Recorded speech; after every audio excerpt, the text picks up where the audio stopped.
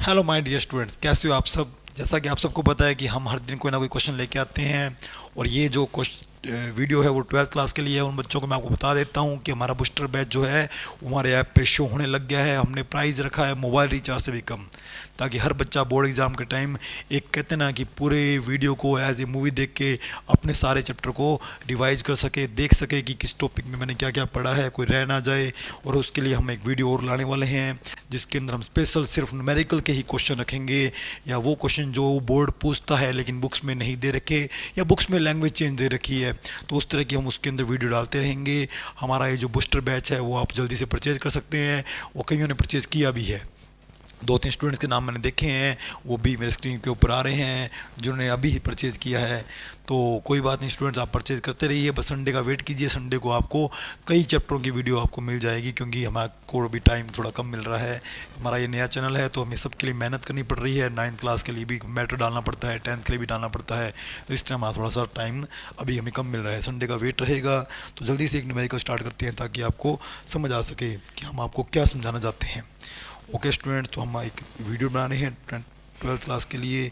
तो 12th class के बच्चों के लिए हमारा जो कंटेंट रहेगा, तो वीडियो का कंटेंट ये है कि अगर आपके पास एक कैपेसिटर है, इस कैपेसिटर को आपने कोई वोल्टेज दे रखी है। मान लो ये कैपेसिटर मैं कह रहा हूँ 900 पिको फैरेड का है, इसको आपने 200 वोल्ट दे रखी है।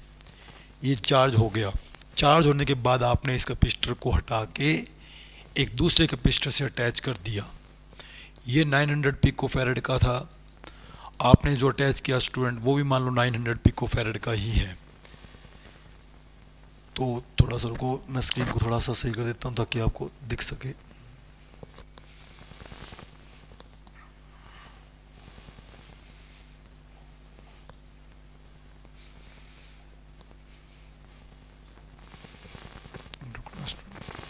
ओके स्टूडेंट, तो बात करते हैं आगे कि हमें करना क्या है। तो अब ये कह रहा है कि इसके ऊपर चार्ज क्या होगा, या इसके ऊपर वोल्टेज क्या होगी, या इसकी एनर्जी क्या होगी। कुछ भी पूछे तो क्वेश्चन होगा कैसे।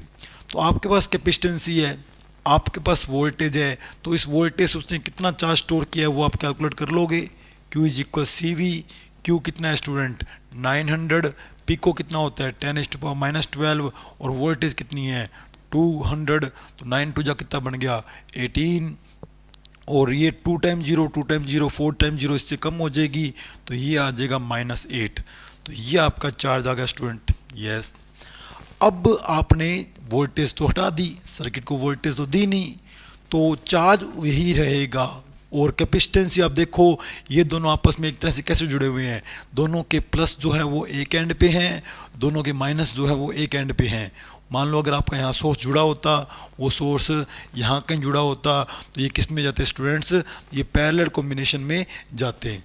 तो पैरेलल कॉम्बिनेशन में आपको याद होगा कैपेसिटेंसी कितनी होती है C1 प्लस C2 होती है। तो 900 प्लस 900 कितना आ जाएगा स्टूडेंट 1800 पिको फैरेड। ये आपकी फाइनल कैपेसिटेंसी बन जाएगी। ओके स्टूडेंट, अब क्या होगा, कैपेसिटेंसी इतनी है, इतना स्टोर कर सकते हैं, लेकिन चार्ज हमारे पास इतना ही है, क्योंकि इसके बाद हमने वोल्टेज ही हटा दी, तो चार्ज आएगा कैसे उसके पास।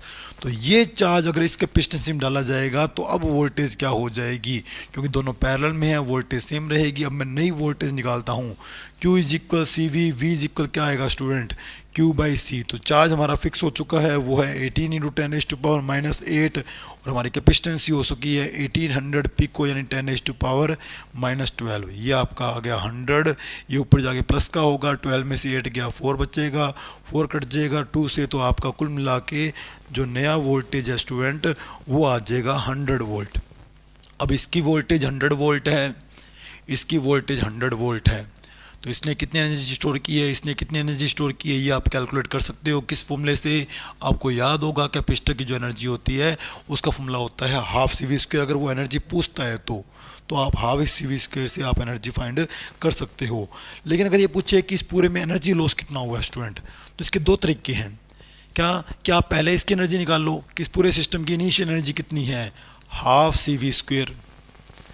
तो कैपेसिटेंसी कितनी है 900 पिको, वोल्टेज कितनी है 200, तो 2 का स्क्वायर तो 4 हो गया और 2 टाइम 0 का स्क्वायर 4 टाइम हो गया। ये आपकी एनर्जी आ गई इनिशियल।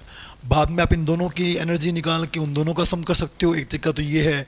या फिर आप डायरेक्ट कर सकते हो कि आपकी कैपेसिटेंसी इतनी है, आपकी वोल्टेज इतनी है और आपको फाइनल एनर्जी निकालनी है, तो हाफ नया सी नया वी, वो आपकी एनर्जी आ जाएगी फाइनल। और जो आपका लॉस हुआ है वो लॉस जो हुआ है वो चार्ज डिस्ट्रीब्यूशन के कारण हुआ है। ओके स्टूडेंट, अब मेरा आपसे क्वेश्चन ये है कि अगर मान लो मैं एक कैपेसिटर ले रहा हूँ, वो कैपेसिटर जो है वो 600 पिको फैरेड का है और मैंने उसको 200 वोल्ट दिया है। अब अगर मैं इसको 600 वाले को वोल्टेज से रिमूव करके एक 300 के पिको फैरेड से जोड़ दूं, पिछली बार तो 900 सेम था, इस बार 600 अगर अपने से कम से जुड़ा हो, तो क्या आप इसकी एनर्जी, क्या चार्ज, क्या वोल्टेज, क्या एनर्जी फाइंड कर सकते हैं? जल्दी से आप इसको मुझे कमेंट बॉक्स में कमेंट करके आप बताएंगे कि आपसे सॉल्व हो रहा है या नहीं हो रहा। तो जब मिलते हैं इसके आंसर के साथ हम कल, और हमारा 1 तारीख से जो बैच है, जो बूस्टर बैच के वीडियोज़ हैं वो आपको अच्छे से लाइव दिखेंगे। उस टाइम हम 5-6 चैप्टर की वीडियोज़ डाल देंगे ताकि आप पढ़ सको और जल्दी ही हम उस पूरी फिजिक्स को कवर कर लेंगे। मिलते हैं। Okay students, thank you.